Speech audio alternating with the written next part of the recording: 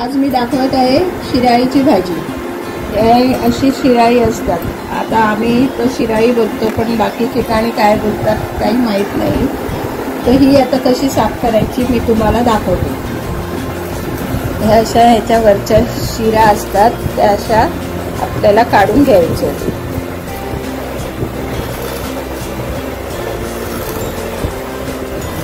अशा प्रकारे या शिरा काढून घेतल्या आणि ह्या आता आपल्याला कट करून घ्यायची आहे। ह्याला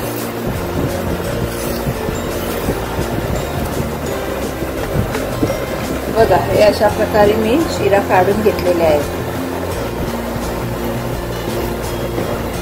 तर हे असं कट करून घेते।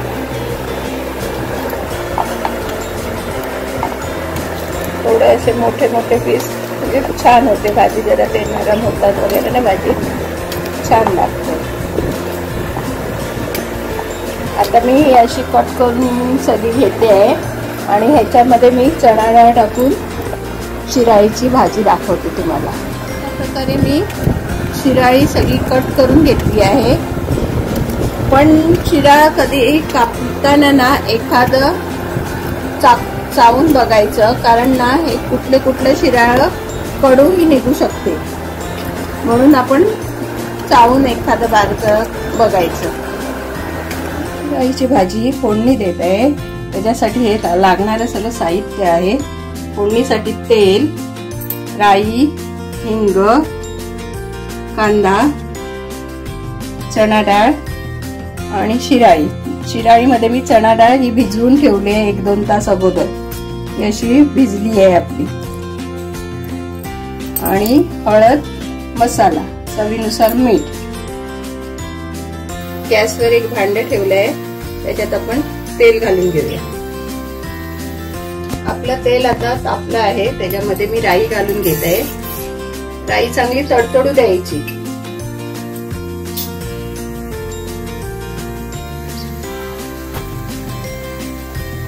राई तडतडली की आपण त्याच्यामध्ये हिंग घालून घेत आहोत।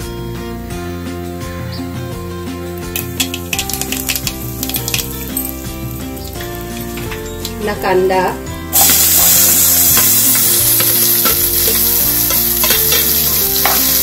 आपला परतून घ्यायचा।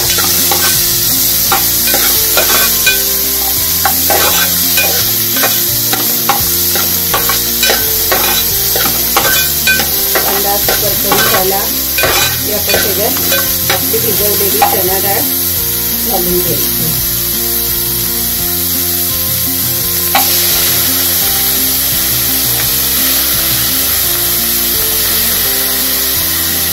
चणा डाळ घालून झाली आहे, ते मिक्स करून घेऊया आपण।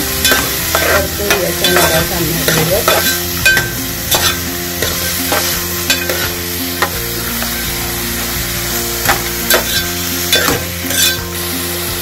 त्याच्यात हळद घालून घेऊया।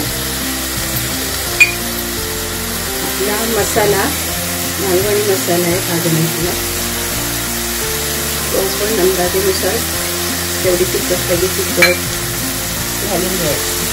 हा मसाला घालून घेतला आहे, त्याच्यावर आपण ही शिराळी कापलेली आहे ती घालून घेऊया।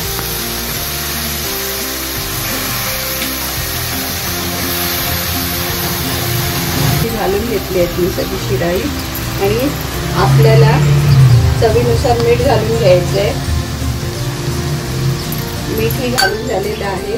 आता हे आपल्याला असंच ह्याच्यावर झाकण ठेवून वाफ काढून घ्यायची आहे।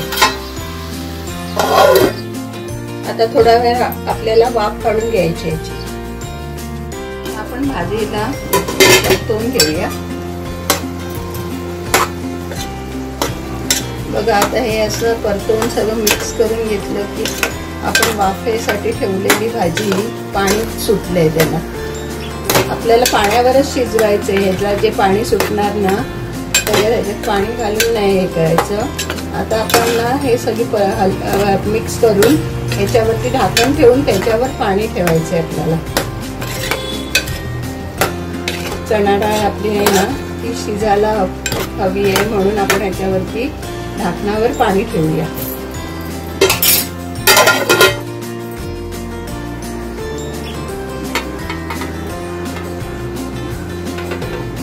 असं पाणी ठेवून मंद आचेवर भाजी ठेवायची.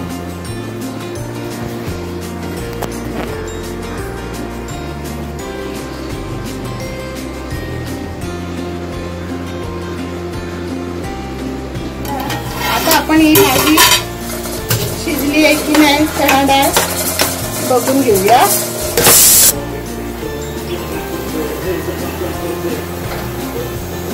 आपली चणा डाळ व्यवस्थित शिजली आहे, छान. आता आपली भाजी तयार आहे. त्याच्यावर खोबरं आपण घालून घेऊया. अशी आपली शिराळी आणि चण्याची भाजी तयार आहे.